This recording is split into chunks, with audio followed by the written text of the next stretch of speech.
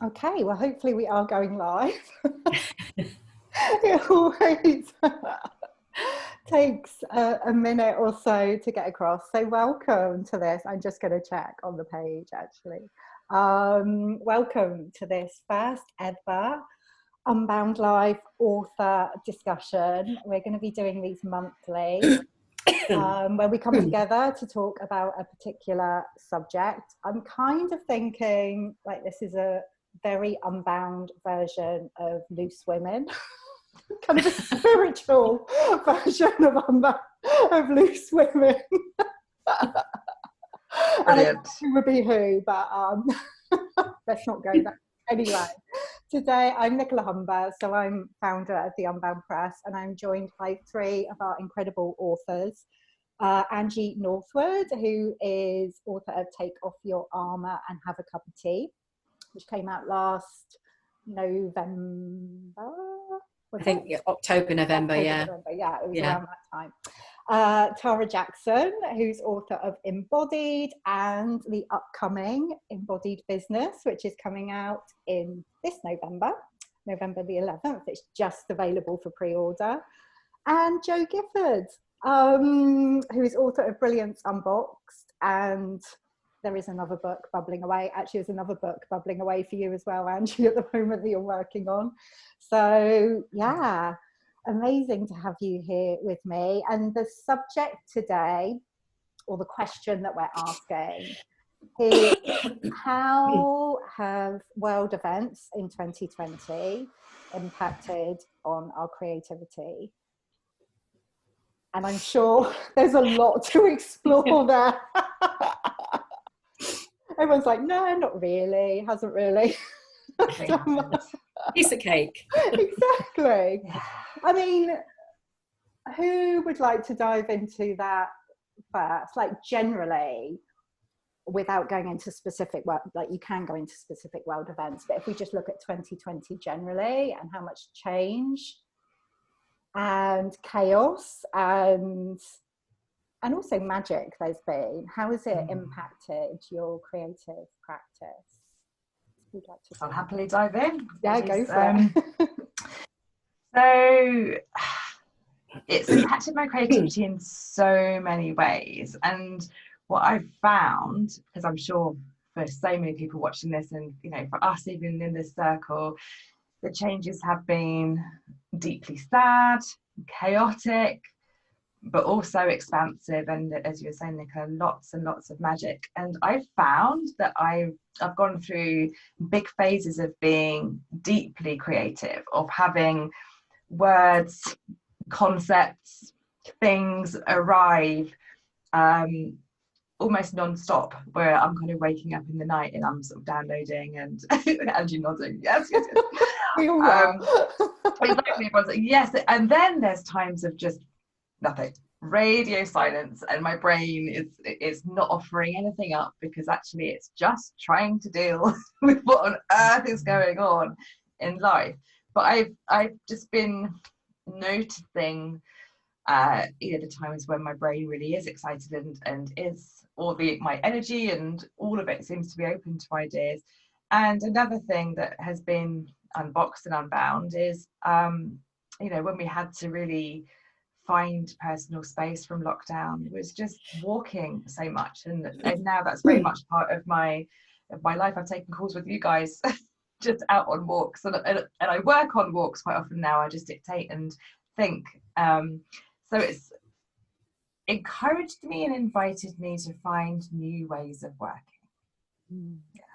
I love that. I can sit, like all of us were literally nodding away. And I think I've really noticed that, and thank you for articulating it, Jo, that kind of those times when you're feeling really creative, and then other times where it's like completely blank, which I've definitely experienced that cyclical nature in the past, but it just seems more kind of extreme and intense now. And you know, the creative times are more creative, and the blank times are just there's literally really nothing. I have nothing. I can't even write a post on social media. There's just nothing. I just am not able to go there. So yeah, thank you. Thanks, Jo. Anyone else? Yeah, I mean, yeah, it could have been the words coming out of my own mouth as well, Jo. It so resonates with me what you've said, so I'm not going to repeat it all because it literally is exactly how I have felt too. But I suppose I'd like to add that the magic for me has been Mother Earth. I mean, I've always been, since living in West Wales particularly, I live rurally, I've always felt connected to nature. But during the lockdown, that has amplified so much. And it's actually what has enabled me to be in this crazy, bizarre time that we're in. Without that, I don't know. So, you mentioned walking when you do some of your work. I just have spent a lot of my time going down and sitting at stream, walking through the trees, conversing with the animals and the spirits of the land, and that's been the gift for me. Not the magic, it's been the gift of myself to allowing more of that to come in and to work with that. That's been the gift and the magic for me. It's beautiful, Angie. Same here. There's a beautiful, in fact, there's 5 lakes near my house, and I was barely there. I don't know why. I've never really spent much time near them, and they are my lifeline now. I've started paddleboarding. I go naked swimming in them. It's just like, I'm seeing more of what's here. When we can't run away and escape, I suppose I'm noticing every nuance of the fields changing colours every couple of weeks, and it's such a vivid seasonal picture out there, isn't it? It's like we're shedding now, we're in autumn now, we've got a new cycle. Yeah, so much. Absolutely. I can relate so much of what you guys both shared, absolutely. And I had quite a unique situation in that I left London 3 weeks before lockdown hit. So I left and packed up and came back to Kenya just for a couple of months to sort of sort myself out, and I got stuck here at my parents' home. They got stuck in France, so I've been here alone with my brother with multiple special needs and his carers. And so for 4 months I didn't see anyone else, and so I've had this gift of being alone, which at first was like, oh my god, but then diving into that, just I've had that gift to dive into myself and have that space and be in nature. Like I live on my parents live in a forest with a river at the bottom, and it is stunning, and there's monkeys all the time, and it's just totally in nature. So I've had this amazing gift, and I'll be honest, my creativity hasn't stopped. I want it to stop. Bless them. I shouldn't say that, because it was like, oh my god, no, come back. But it really has not stopped. And oh my goodness, when I get back to the UK, I'm like, please just slow down. Let me do some other things for a while, please. It's been intense. Honestly, I mean, the book that I wrote here, I've done so much art. It's ridiculous. I love it. I'm so grateful for it. And I shouldn't berate it, but there have been times I'm like, just slow down a little bit, please. Yeah. That's a really good point though, isn't it? When you I've had a similar conversation with my creativity in the early hours. It's like, I love you. Thank you for showing up. But does it have to be now? It's like, it's 3 a.m. Can we not do it over coffee in the morning? We'll have a little chat then. It's like, no. It's coming right now. Give me some time. I need to, I have to do this as well. Yeah. Something around the speed of it. Like for me this year, it's one of the things I wrote down when I was thinking about kind of like the unique flavour of my creativity this year. It's like if I get something, an idea, it's like it wants to be acted on immediately. There's like no delay. And if I don't act on it immediately, then it kind of gets like I couldn't come back to it. The energy is gone, which is kind of always been the case for me, but that feels even more kind of extreme this year. It's like, wow, that's interesting. I've also found I found kind of the opposite, I think, actually, in that I'm revisiting old journals and old notes on my phone that I made maybe last year, even before that, or kind of before the pandemic, and now realizing how it all works together in these times and go, oh my goodness, there was all these things were waiting for me, like sort of breadcrumbs. And now, through a new lens, through being a new human over the last 6 months, making quantum leaps in everything, it's like shedding everything, rebirth. Okay, great. But it feels like for me, I've kind of got all these sort of jigsaw pieces that are now saying, this is what we meant actually by that little journal entry. Can you do something with that now? I'm going to totally contradict myself now then, because actually I had a really similar experience. Yeah. Really, I was going back through some of my old journals from actually when I was writing Unbound, so 3 years ago. And it was like, wow, I literally could have written this, like I could be writing this right now. It feels so current. So that's interesting. Like the stuff that's coming through this year, it just feels there's a real speed to it. But actually kind of having that experience of going back and going, oh my goodness, it feels like I wrote this for these times. So In fact, sorry, do you remember we talked about the books in the Unbound Press series, Nicola, how they could literally be like for COVID when it started, like how they came out, how they literally summed it up. It was so beautiful. That was quite magical. Do you remember the new normal, just literally summing up how each book could have described the process?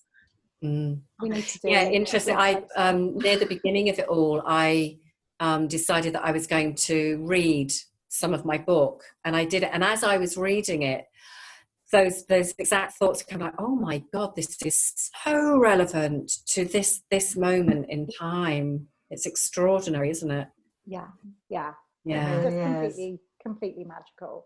Mm. Well, let's talk. I mean, we've definitely touched on it there, but let's kind of go back to the beginning of, you know, when coronavirus was just going crazy everywhere, and we all went into lockdown, and it happened really, really quickly. I'd just landed back here in the States. Obviously, Tara, like you said, you're in Kenya. It's very interesting where everyone kind of landed for this time. But how was that for you? Obviously, we've had a lot of time to kind of adjust to things, and things have started to open up again and then maybe close down again, you know, depending on where you are. But what was that experience like of like a completely different, well, maybe it wasn't a completely different way of life for some of us, but to have that sense of everything being shut down and having to be in one place? What was it like for your creativity? At the beginning, my how I felt about it all changed almost on a daily basis. You know, it was so just all over the place. And because of where I live, you know, when we have neighbours, but they're not in very close proximity, I became much more aware of the energy of the world, to be honest. And that impacted hugely on how I was approaching my creativity, because I just felt so much more deeply connected to the energy of the world, you know, that everybody was experiencing the same thing in the same moment. I mean, that's mind-blowing, isn't it? You know, when I say that, it's just, you know, it still feels quite extraordinary. So in those very early days, my creativity was definitely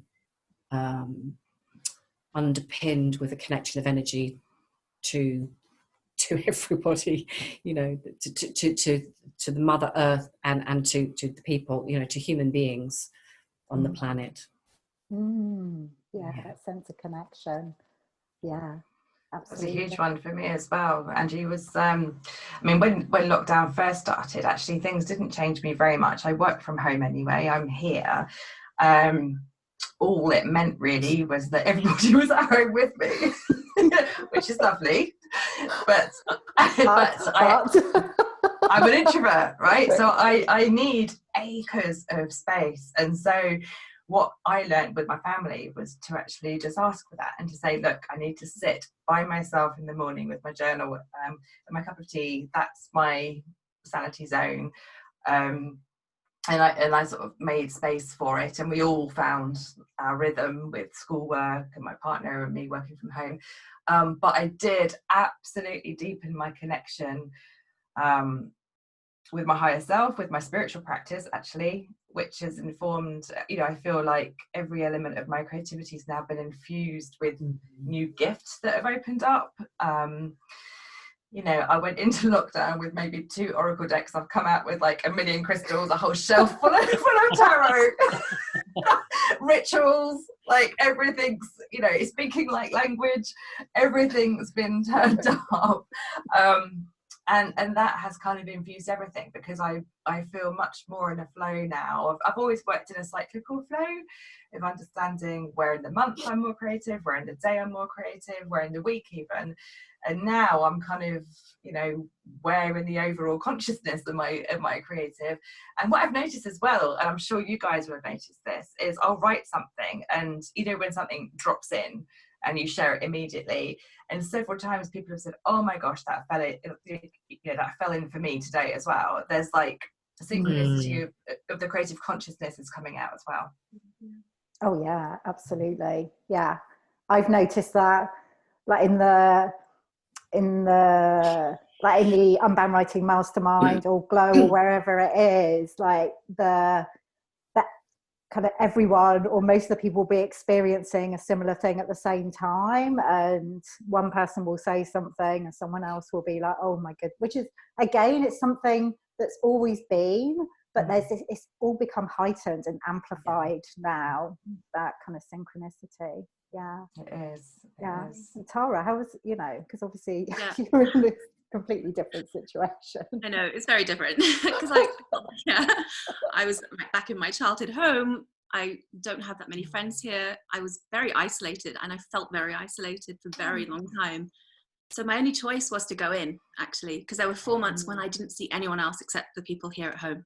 So, my brother and his carers, and that sort of stress and pressure of my brother and his needs and my parents not knowing when they'd come back. So after getting over, the initial fear, shock, their fear, etc., it was like, all right, this is like, you're made for these times, go in, do what you can do. And it was that. And so that's, I had to go in, and I'm so glad I did. And I just look back and go, wow, that was incredible. And I'm just so grateful for it all. And I know I was saying it's too much, but it wasn't his. But just having to go into the depths of myself and deal with old childhood triggers and traumas and things that were just being faced there, but using them as well, and to enhance my, my own work, which then came out into the world in my creativity. So it's been so magical, but not easy as well, as it hasn't been for anyone, I'm sure, in our different ways. But it's been, I would never have predicted it, of course, but quite crazy. Completely. And there's part of me that absolutely loved the chaos of it as well. It's like, okay, creative brain, let's go. Like, what can we do here? How can we unbox things? How can we be more unbound? What can we play with here? And part of me just actually wants to keep so many elements of that, because when life is completely ripped apart, you have to put back what you want, really. And so it's like, okay, what can we learn from that? What can I learn from so many pieces of that, and take it forward in the way that I work? And a lot of that has just been, like I say, working by the lake. I bought my van and I go and work in different places now, and rather than feeling that I need to run to different countries or to have big retreats, I create those more locally. Yeah, absolutely. I'd second that as well, Jo. I think I've really peeled back some more layers and let go of stuff that wasn't necessary, really. Just not toning it down, but just being just having a sharper, clearer focus on those pieces that I really want and need to be working with, to offer out into the world. And through that understanding, getting such clarity about what those pieces are, and therefore being able to let go of the pieces that I kind of been hanging on to for dear life because I thought they were, you know, an important bit of who I am and, you know, how I present myself. And actually it's just like, no, that's just a label that I've kind of hung on to, thinking that without that, who am I, you know, who am I and how are people going to perceive me? And realizing that that's just not important. I know what it is that I'm here to do. I really know, I really understand. And the beauty of that clarity coming through in this time has been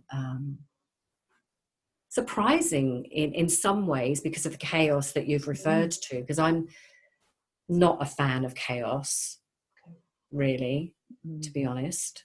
But it's had, you know, it's obviously it's had its gifts in it, in kind of looking at that kind of, whoa, that, you know, thing just swirling around in the vortex, and yeah, just letting it go, let it take it out. And, okay, bye, don't need you. That's such a great visual image. And actually, that piece about clarity, when you were talking there, Angie, I was thinking of Tonya Gaudiuso. One of the things she says is, through chaos comes clarity. And I think, which is kind of counterintuitive. You're like, oh no, surely I would get more confused in chaos, but no. Like for me, there's been this like stripping back this year, and I can just absolutely see kind of what's important, and any of the kind of fluff that I've been feeling, oh, I should do this, it's like, no. No.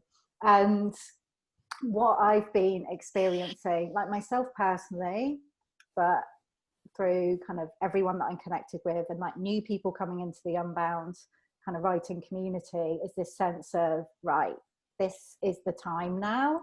And kind of any kind of sense of holding back or feeling, oh, well, I'll wait until it's all perfect and I know exactly what I'm kind of meant to be doing. It's like, no, like there's a real sense of like, I was going to say stepping up, but like stepping in to ourselves and what we're here to do. And I wonder if you felt that kind of both personally and also like in your work, maybe with the people you're working with. Oh gosh, across every level, absolutely. You know, certainly here for me, I think that it was like a whistle going off, wasn't it, for light workers? It's like, okay, yes, I'm ready. What was it you wanted, universe? And that's happened for all of us. And it's definitely, you know, yeah, absolutely. It's like soul purpose comes through. There's like more of that clarity. For me, it's around how human connection, you know, creates change. Everyone's stepping into their brilliance. They can do this. Okay, great. This body of work was arriving. I didn't really know what it was for, really. And so now I'm kind of have that clarity, have a wider vision for it. That I'm not sure that I would have honed down on necessarily had it not been such a crazy time. Yeah. 100%. I mean, I literally know my stuff is like, tell me what I'm doing for the next year. Yeah. It's all laid out. I know, I talk like this. I'm like, what the hell? And it's so clear. And everything else goes. And I've just been decluttering, getting rid of, deleting, no bullshit, just take it all out. And it's wonderful. It feels so light, so amazing, and so focused for the first time ever. So it's been amazing. Absolutely. In that respect. Yeah. Brilliant. And this is happening a lot, I think, isn't it, where the stuff tells you, you know, when you make space for the program, the book, the work, it does inform you quite strongly when it wants to launch, what it wants you to do. So it's like, okay, I'm going to make space for you and just tell me. Mine's giving me more space now, thankfully, so I'm grateful. I'm grateful to it now. Have any of you felt, because a big piece for me has been around social media, which I've always been ambiguous about, as you all probably know. But with lockdown, you know, my goodness me, you know, suddenly I was doing things online because I had to, you know, I couldn't do them one-to-one. And that was a real joy for a time. But throughout all of it, there has also been a real grief of the loss of the personal, you know, the contact. But I'm interested to hear from you as well. I'm feeling more and more that, because I still want to, I mean, you just said, Tara, about deleting stuff. I deleted most of the groups that I belong to, apart from those that are really meaningful to me, and that I connect with and that I contribute to and get something from. And I really don't like Facebook, but it is the only thing at the moment that I can see we can use. And what I'm trying to get around to saying is, do you feel that we are beginning to communicate with each other more in a 5D realm rather than this 3D? Because I'm feeling it so strongly. You know, I have conversations with Nicola all the time. And you know, and other women in the Unbound groups, you know, I mean, literally just, you know, finding myself having a conversation with the women that I feel so closely, you know, that real sisterhood, that tribe of women that has been created by us all and has got so much stronger, I think, throughout this year. So yeah, do any of you feel like that? Yeah, well, I like noticed that at the beginning of lockdown, actually, because obviously I'm over here in the States, and I was like separated from my family, especially my sister and my mum, and like we just lost dad, so it was like, oh my goodness. And like I knew they were going through kind of the beginning of lockdown over there, and I just felt this sense I just could communicate with them. I could give them a hug, like without being present with them. And I definitely feel that sense of connection even more than I've ever done before, that I can connect with whoever I want to connect with without kind of having to be online or with them in person, but just, yeah. Definitely, Angie, I agree. I think that, and Nicola, that's such a beautiful point to raise, Angie. I think, yeah, not only has that energetic 5D connection really escalated for me, but also the people I really spend time with, obviously, albeit remotely usually, but are very magical 5D humans. All of my clients are magical 5D. You know, my really close circle of friends are, and I find it really weird now, if you aren't literally in circle with everyone being witnessed. I'm like, why are you talking over each other? Why are you not 5D? Why are you not giving me the talking stick and waving incense?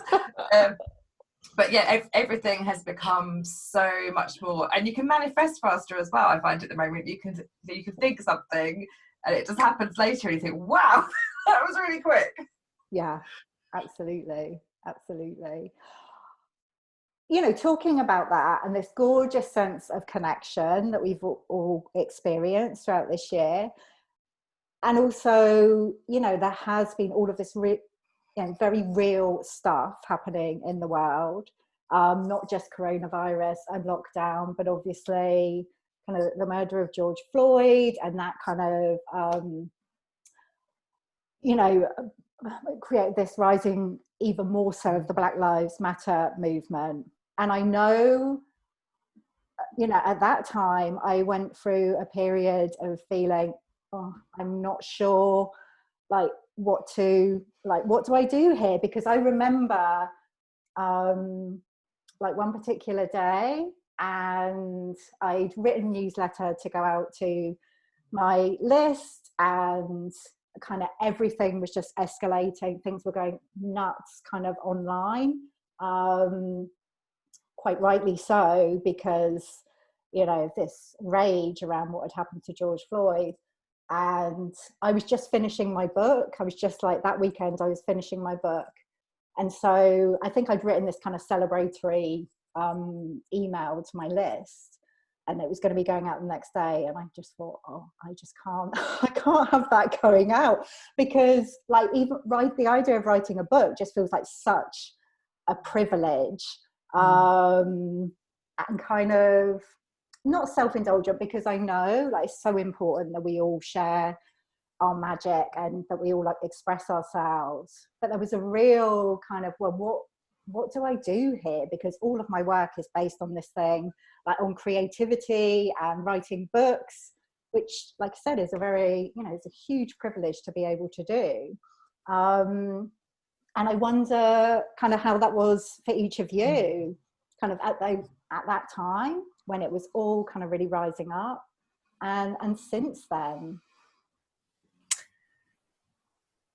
Yeah, it's not an easy thing to answer, and it's so layered, of course. And for me personally, it just brought up privilege in general, being in Kenya, and highlighting that something I've struggled with my entire life, being in such a privileged situation compared to so many in this country, and being here right now in this situation and having the luxury I do, and to be able to do what I'm doing, and people are starving, etc. So we're talking privilege and Black Lives Matter, of course, but it just brought privilege to me so strongly, and survival, and the layers of life, I guess. And I'm not going to explain this very well, but it just brought up so much, and continues to. And there's no right answer, and I feel like I'll get it wrong, and and I'm clunky around it, but it just keeps bringing up stuff, and I just want to do what I can where I can, but also keep on purpose and keep doing what I'm here to do, because that's how I can help and make change ultimately.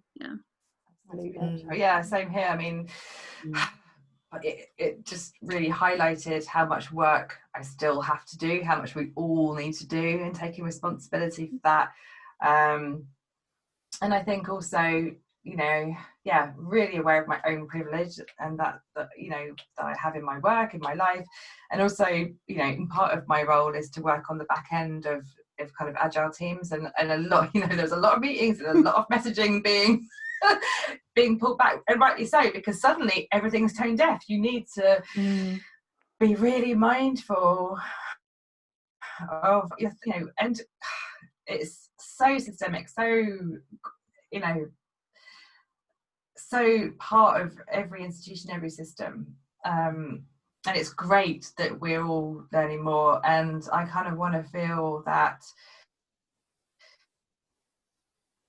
it's to try as a woman and really know that I'm learning and taking it all in, trying. Privilege is.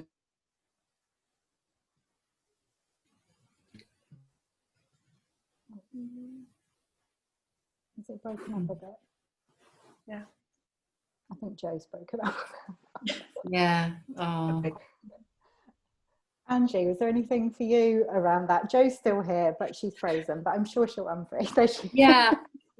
I mean, what you said, Tara, what really resonated for me, and what I'd said to Nicola before we came on live, was, the fear of saying the wrong thing, of being clunky, of not getting it right, of and so it's what you've said, Joe, that realizing that there is so much more to learn. I thought I knew, but of course there's a tiny little bit that I know. And to have these conversations, and to try and step into a place of being unafraid of getting it wrong, because let's hope that if we get it wrong, somebody will say, actually, I challenge you on that, I question you on that. And I'm really happy to be questioned and challenged. So, that's my hope, that that we can have more open, honest, authentic conversations about it, which, again, on social media, it depending on which groups you belong to, that doesn't, people get shut down, and people become really afraid of asking the question, of saying something, and being, then having a finger being pointed and being blamed. And so, we can't learn in that culture. So I hope that this is bringing us again, into a new way of thinking as mum. Yeah. That kind of being willing to get it wrong, I think, is so important, and not just in terms of kind of the Black Lives Matter kind of movement and issues that come up around that, but like generally, like being willing to be clunky or clumsy, and being open to somebody saying, actually, like, I don't agree with that, or like, you could have thought about this, you could have thought about it in that way, or maybe you should look at it in this way. That's what's being called for right now, but actually not what's happening a lot of the time. Like you said, there's this real sense of polarization right now, and division. You know, we're talking about connection, and I know we all you know, we generally experience that most of the time, but there is a lot of division kind of happening, particularly online. And I wonder how that's been for each of you, kind of witnessing that. Has it impacted your creativity at all?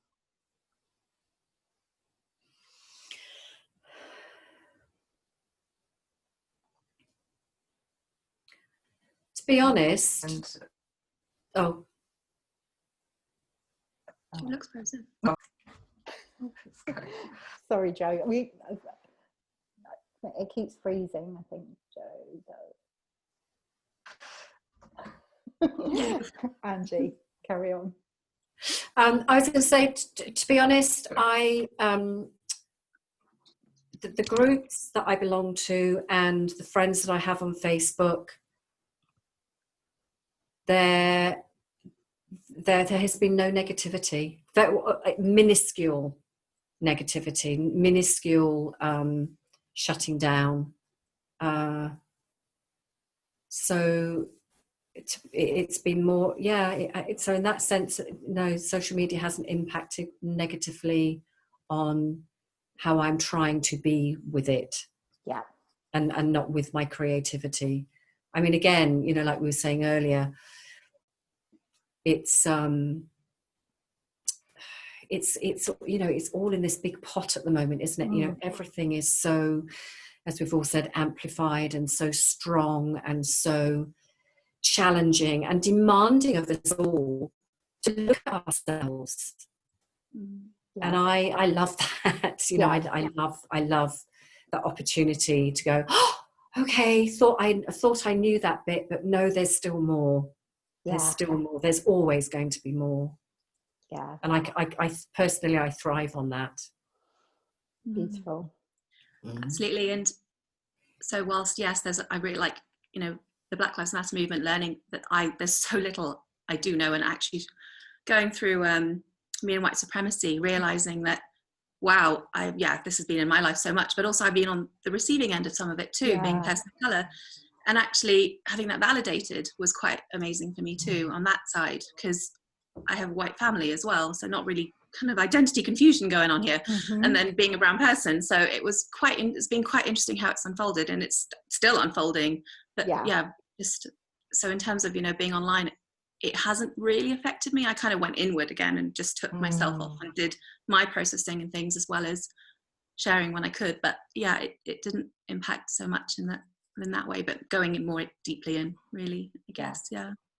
I think it's really important to know that going inward is what I'm trying to say. I think there was definitely an inference that if you're not talking about your work, you know, publicly, that you're not doing it. It's like, but you don't have to announce to everybody that you are doing this work necessarily. I know for me, at that time, my dad had just died, and I was in a great deal of grief, and I felt quite vulnerable anyway. But then also, you know, I have a small following compared to, you know, to lots of people who were showing about their work and then getting torn down for it. And I was very aware that I'm not sure how well I would deal with any kind of backlash. So I kind of went within as well and did it, you know, quietly, but saw so much change within kind of organizations that I'm working with, everyone doing training, like upping their skills and making sure that we were all involved in it, sharing this information in a very beautiful, non-judgmental way, and you know, as Angie was saying, you know, just enjoying having a new perspective and a chance to go deeper and learn more, and realizing that we're just so far away still. It's very humbling. No, it felt like the world was calling for everyone to react to it instantly, whereas actually was I don't know, wanted to respond as well, and allow, you know, because you're sensitive as well, you want to. And I think that's honouring it too, and allowing yourself to feel it and respond in your best way and not just react. And that was something that did come up for me, definitely, as well, feeling that. And you know, it's a long term, it's you know, a continuing thing. It was not just, you know, for that time, but it's ongoing. So Yeah.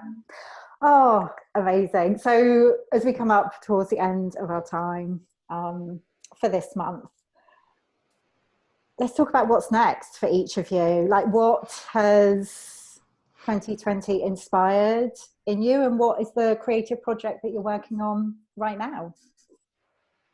Well, I have my whole plan for the next year, so Yeah, I know. I'll do that ready. So, good. I took Tara on Monday. I was like, what? Amazing.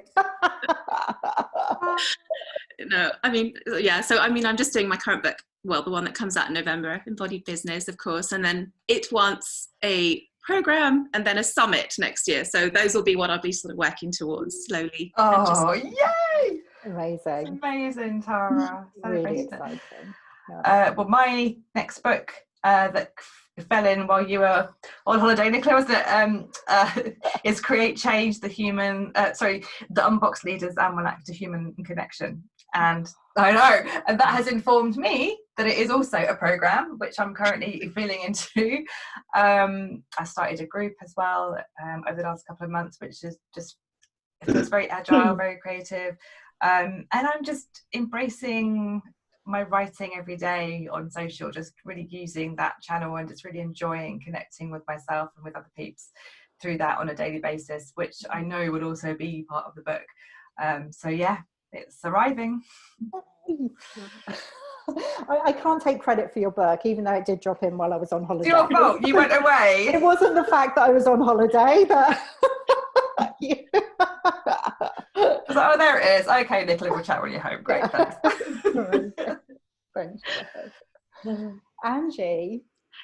Oh, God, I am so hot right now, which is really rather appropriate because my next book is reclaiming the crone. So Yes. I'm having a hot crone moment.